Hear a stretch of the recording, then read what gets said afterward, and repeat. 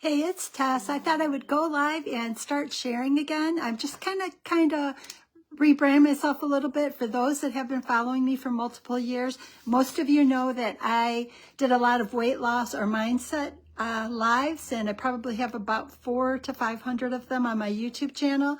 And that all kind of came about as a result of this book, Courage to Change. If you'll notice in the middle, it says not for resale. This was kind of an exciting moment for me. This book was a book that allowed me to become a first-time author. When you publish your book, they give you an opportunity to get like an author's copy, and that's what that is an author's copy. So that was an exciting moment, and that was the beginning of my journey of going live. I did a lot of lives related to mindset and connected to my book, Courage to Change.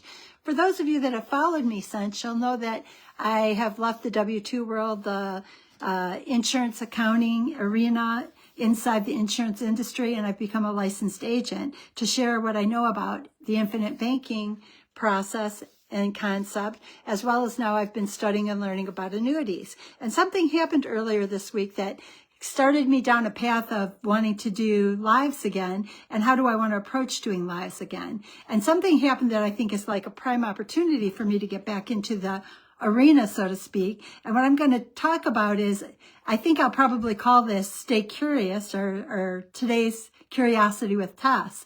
And the reason is that things come up and you have to look at things differently. Part of what we've always learned in these recent years is that we need to challenge everything that we knew and look for a way to understand what we thought we knew.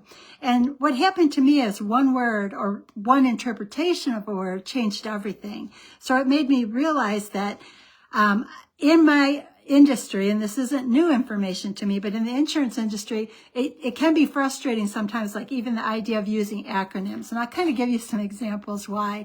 As a person in the financial accounting area or financial reporting, being the last stop before statements went to the regulatory boards, I had to do a lot of analysis, and I had to understand the fluctuations quarter to quarter, month to month, and be able to explain them. So when you would reach out for somebody and want to know, additional information for the regulatory boards or for the auditors or any of the other many people that would be inquiring on them, you'd really have to understand their language compared to your language. Like, I want to just say a couple of things, like inside of an accounting finance department, somebody can use the word COA, and that could mean chart of accounts, which means what they call an account, like whether it's a cash account, or this is a loan account, or this is where I bought my postage and supplies.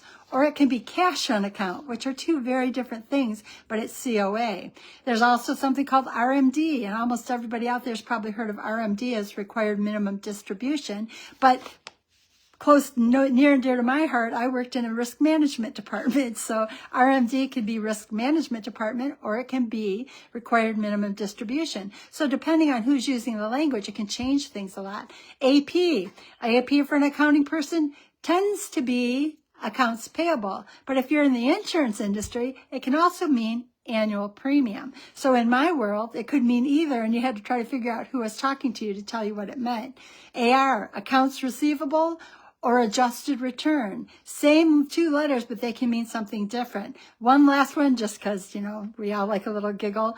GL can mean general ledger or group life insurance. So there's so many different areas where misunderstanding can happen, because everybody knows their side of it and they have a full understanding, but you can't get inside my head and I can't get inside yours, so a little clarity is going to be important. And the reason this came up for me this week is that I was on AMA, Ask Me Anything, earlier this week, and we were talking about fixed indexed annuities.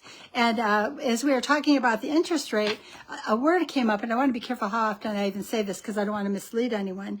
But when I was talking about it, the idea that the interest rate is based upon, I want to make sure I say this right, but I want to, when you're understanding the options, when you're talking about it, you want to make sure that you use the right words.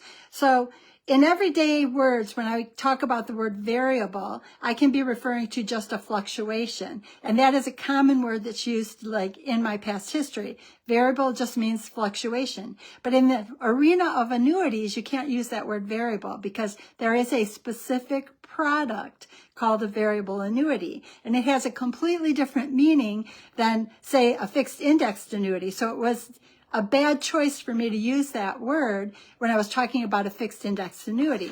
And just to kind of be quick about it, a variable annuity is different because the money is typically invested in investment options called subaccounts, and the value can move up or down based on market performance. So that's stock market performance. The owner takes on the investment risk. That is a product, and that product is called a variable annuity. Now, when I was trying to refer to an interest rate change based in the fixed index annuity area, that is a horrible word choice. And the reason is that a fixed index annuity, it works differently, and we don't want to use that word that I mentioned above, and I'm not going to say again, because the money is not invested directly in the market. Instead, they use an index, and that index is a measuring tool to determine the potential interest and credits according to that contract. So you are not using the market. Your interest rates are not based on the marketplace. So you don't want to mislead people into thinking that that is a variable rate connected to the marketplace. It's a market index that is reviewed, and your policy, I want to make sure I say this right too. The market index is like a scoreboard, and it tracks how a group of companies are performing. So it takes like a group of companies in the stock market, and it follows them to make sure how they're performing. It's used as a measuring tool, and your money is not invested in that, but it is a tool that the company uses to determine how much interest you may make. So what will happen is in a negative year, if those market that they're viewing and researching and watching over, if they go up, then you're going to go up in your fixed index annuity. But if they have a negative year, you may have zero interest, but your principal may not be impacted. Now, there's some additional things that are considered or written into your contract, like they're called caps, participation rates, or spreads. But what it tells you is that it's a different product. So what I have to do is, in my world, I have to eliminate words that maybe I was using before because the meaning is very different based on the home that you're living in, so to speak. And I know this about the English language because as an English teacher, English tutor, we have so much coming into our language that we have to be careful which lane we're in because it can be very different in meaning. So the lesson really here is simple. I understood the concept, but I needed to tighten my terminology.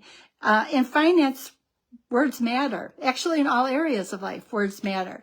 And it's kind of difficult because in the English language in the United States is a melting pot. We have pieces from all kinds of countries inside. That's why we have words like there, and there. They all have different meaning. And if you dig in and you research them, you'll find that there is influences from other countries that kind of brought them into our world, and that's why their meanings are slightly different. So really, the lesson I learned is simple. I understood a concept. I understood the concept, but my terminology needed to be tightened. So I have to be very careful when I'm talking about like fixed index annuities, that I'm talking about that there's a market index, and it helps them to determine the crediting rate, but don't use that word that is related to a specific product offered in the annuity arena. And the specific product is called a variable annuity. So I wanted to say that, that these words matter, and I wanted to take the time to kind of tell you, and it gave me an opportunity to look at something else differently. It made me realize that maybe this is what I want to start talking about in daily lives. I want to be curious because I think that a lot of what we've learned over time is maybe not necessarily the best information, or as technology changed, our world changed, opportunities are different. I think we need to stay curious. I think we need to stay learning. So learning has been my lifelong passion. I've always loved to learn, but we have to stay curious, and we have to stay willing to challenge, and we have to be willing to adapt to a different scenario. Like for me, I'm going to have to look at what language did I use in my old world that might have been general ledgers or chart of accounts, and how it applied, even though it was in the insurance industry, its application may have to be different going forward. And that's totally fine, but I have to apply myself to the world that I'm in now. So the idea is that I wanted to start going live, and I wanted to start, really, like I said, I wanted this to be about my curiosities and sharing my curiosities with you. How did I end up with a book that I published, oddly enough, over 1.5 years ago? Is that I was curious and I was a constant learner, and I wanted to bring more each day than what I knew the day before. So that's a challenge, and that's part of what my challenge is going to be going forward with these lives, is I want to challenge the things I know and see, do I still agree with them, or do I need to change something? And the arena, I'll still talk about mindset, because again, this is my book. 1.5 years ago, I published it. Have I started another book? Yeah, I have about 10 chapters into another book, because I have gone from being a W-2 employee to an entrepreneur. And a lot of that has to do with this new arena I'm in with annuities and infinite banking process. So I've had to do a lot of challenges. And that's what I want this new live series to be. And I'll start getting my YouTube active again. So my first probably 400 or 500 videos on my YouTube are about mindset. And they kind of lead from me going down the road to writing my book, Encouraged to Change, to where I am now. But in that time, I also learned that I have a passion for teaching and helping people to have better avenues available to them. And for me, that is the infinite banking concept. And it's also the idea of annuities. And for those that don't know why I love both of those tools, is that the infinite banking process allows you to take back financial control by creating a banking system, but it also provides a death benefit if you are called home too soon. And an annuity has some options available to it that are pension-like in nature, so that many people say, such as me, who worked in the corporate world for my entire life, even in the insurance industry, have no pension. Everybody went to 401ks, and even profit sharing was put into 401ks during my career. So I think that now that I've seen so much in my lifetime, I want to start challenging what I know, start digging in and seeing if I can look at it in a different way. And while I'm on this journey, I want to share it with you. So it'll be an add-on to what I currently did in my mindset, which was all my lead up to my book, Courage to Change. And then these will lead up to the next book, which is kind of how my life had to change from when I decided I wanted to be a part of sharing this information with you and becoming an entrepreneur instead of the W-2 world. It's a very different world. It has a whole different set of complications and issues that you have to face. But I think that if I can leave this world better just for any time that I've done this, then it was well worth the time and energy. But today I wanted to say, even myself, I have to tighten up and kind of look at things. You know, what have I thought I known? What did I understand a certain way that maybe has to be applied a little differently going forward? And for me, it's going to be some terms. And even though I'm inside the same industry that I've always been in, some people label it differently. So for what it meant for me, like a general ledger versus a group insurance, or even it's RMD, required minimum distribution. And in my case, I worked inside of the risk management divisions of many companies. Those are tools that I'm going to have to readjust and reposition myself so that I make sure that I'm providing the best information. So I hope you guys will stay tuned, because this has always been my passion. I want to help everybody, and I want to, in the same time that I'm helping myself, I want to help you. So I think that kind of a statement that came to mind when I was researching and trying to decide how I wanted to move this forward and have multiple topics. I won't tell you what tomorrow's topic is yet. I have about 10 of them. I'm not sure which one I'll do. But what I want to say is that I want to share with you. I want to share my journey and maybe hopefully encourage you to reach for something more than you had, than what you knew or what you had before. And in the meantime, what I want to say is, you know, I'm always here for you. Reach out if I can help you with anything. And then until next time, please stay curious, keep learning, and take control of your financial future. And remember, I'm only a DM away. Tess.